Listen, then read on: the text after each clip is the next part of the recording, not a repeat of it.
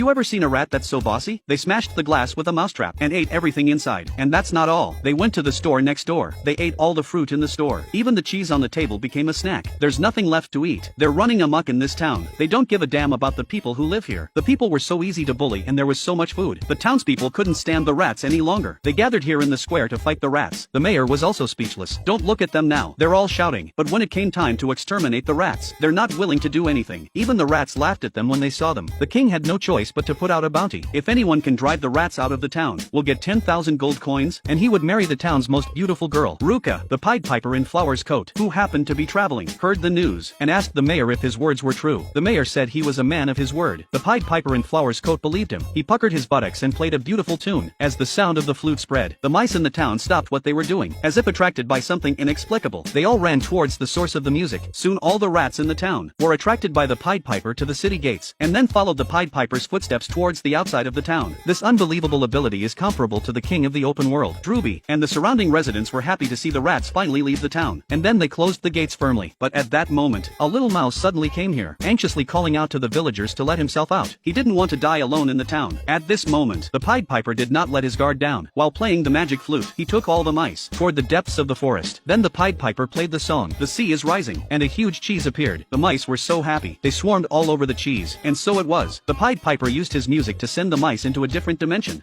an interdimensional space, and then he was satisfied and ready to go back to collect his prize. But he never expected that the townspeople wouldn't let him in, and their faces were full of ridicule. The king went back on his word. He said he never said there would be a reward for getting rid of the rats. The townspeople laughed at the Pied Piper's naivety. The king, on the other hand, was counting his gold coins. He said that since the Pied Piper had helped them to chase away the rats, he gave him a gold coin as a reward. The Pied Piper looked at the gold coin in his hand. His heart was immediately filled with anger. He had never thought that people's hearts could be so vicious. He said that if the mayor didn't pay the reward, he would regret it. He laughed at that. He said that if he didn't pay the reward, what could the Pied Piper do to them? The surrounding villagers laughed at the Pied Piper's arrogance. The Pied Piper's anger rose in his heart. He decided to play his magic flute to make these ungrateful townspeople regret it. As the sound of the flute rang out in the town, the children of the town were attracted to it. They stopped what they were doing. They all rushed towards the city gates, and together they broke down the gates and ran toward the Pied Piper. And the Pied Piper had a smile on his face and told the children that he was taking them to an amusement park to play games. And the children were so happy and followed the Pied Piper as he went along. As time went by, the Pied Piper took them to a big mountain. He played his magic flute and played the song "The Sea is Alive." The mountain instantly cracked open, revealing an amusement park inside. The children rushed in happily. When the Pied Piper saw that the children had all gone in, the Pied Piper closed the gap in the mountain. The townspeople paid an unbearable price for their ungratefulness. But the mice who were transported to the other world by the Pied Piper had a strange encounter. A multi-billion-dollar-old couple died and gave their entire fortune to the mice. Died because the mice brought warmth to the old couple in their old age when they couldn't take care of themselves. The mice worked together to make the old couple's bed. They made the quilts carefully. Then they washed their dirty clothes. They used the toilet plug to make a simple washing machine. They washed the clothes again and again. Then they dried the clothes and hung them out to dry. They had their own ideas for wrinkled clothes. They made skates out of small irons to smooth out their clothes while they play games. And they're also big on hygiene. They wash their bodies after every chore. But the good times were short-lived. The old couple passed away peacefully soon after. In order to thank the mice for the warmth they brought to them, the old couple made a will and gave all their possessions and gave it to the mice. But this caused great controversy in the community, and the old man's sons were furious. As soon as he got the news, he rushed to the notary's office in a rage, but he was still denied the right to receive his inheritance. He was furious. He took it out on the mouse. Fortunately, the police were able to prevent a tragedy, and the man was sent to jail. But even so, he was still not satisfied. At nightfall, he took out all kinds of tools and started to escape. When you see this, you must feel sympathy for the man, as the biological son of the old couple, but he has no right to inherit. But when you realize what he's done, you'll just want to spit on him. It turns out that the man in the old man's old age, he not only drained the old couple of all their assets, he also ruthlessly kicked them out of their home. It's the most unfilial thing he can do. When the man rushed to the little mouse, he used a rope to secure the house and the car. Then he pulled the house and drove towards his own home.